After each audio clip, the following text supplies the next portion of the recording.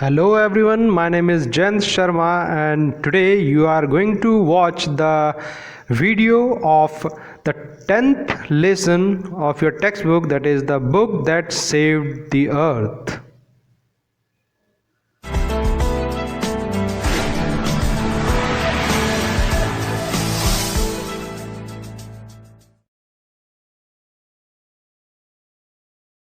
Let's see what happens in the book that saved the earth by Claire Boyko.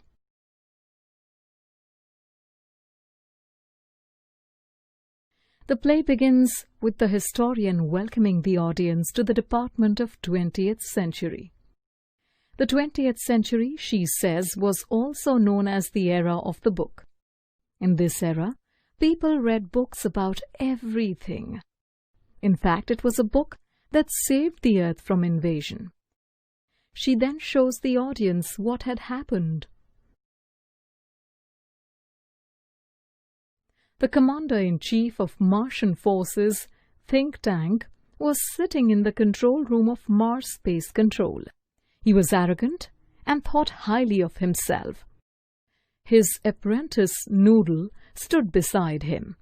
Think Tank believed that Earth and its inhabitants were nothing compared to his might. He was planning to invade Earth before his lunchtime. A space probe had been sent to Earth for a scouting mission and Think Tank wanted updates. But before that, he commanded Noodle to bring him his mirror. He asked the mirror who the most intelligent person on their land was. The mirror hesitantly replied that it was Think Tank. Satisfied, Think Tank commands Noodle to contact the space probe sent to Earth. Noodle located the space probe and on Think Tank's orders initiated voice contact with the team on board. The team comprised Captain Omega, Lieutenant Iota, and Sergeant Oop. Captain Omega confirmed that her team had landed on Earth and taken shelter. She, however, was slightly unsure of their location. Lieutenant Iota believed they were in a storage shed. Sergeant Oop thought it was a clothes shop. He further added that he had never seen such a place in all the galaxies. Lieutenant Omega asks for Think Tank's great input. Think Tank confidently informed them that they were in a food stall and the object they were holding was a sandwich. He asked them to take a bite out of it for confirmation. Lieutenant Omega commanded Lieutenant Iota to eat the sandwich, who in turn commanded Sergeant Oop. Oop took a bite with difficulty. At this point, Noodle remembered something. He suggested that it could be a communication device. Think Tank seized upon the idea. He told the space probe team that it could be a communication device and commanded them to listen. The team pressed their ears to the book. Nothing happened. Noodle again remembered something. He now suggests that it could be a form of video communication device. Think Tank commanded the space team to open a bright, colorful book. The team picked up a book named Mother Goose.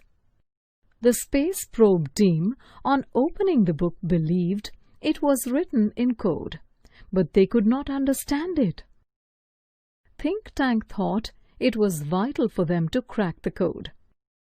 Noodle suggested that the team use intelligence vitamins provided to them at the time of the mission. Think Tank commands them to take the vitamins. The team takes the vitamins. They look at the book and start laughing. They read a few lines aloud. Think Tank, alarmed, believed that the Earthlings have invented the technology to combine agriculture with mining. He told Noodle to halt the invasion fleet. The team read a few more lines. Now Think Tank believed that Earthlings have taught their pets intelligence. He told Noodle to ask the invasion fleet to pull back. The team read the next lines. They showed Think Tank the picture in the book. Humpty Dumpty looked like Think Tank. Think Tank was alarmed. He believed the Earthlings knew of his plan and were coming for him. He commanded Noodle to get his ship ready. He advised the probe team to leave Earth immediately.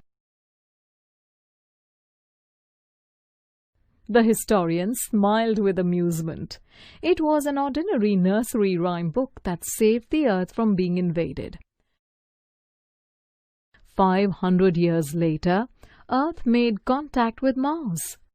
The wise Noodle had by then replaced Think Tank. The Earthlings showed the Martians how to read a book. They set up libraries in Mars. The Martians read many books, but there was one book they never opened. The historians smiled and bowed out.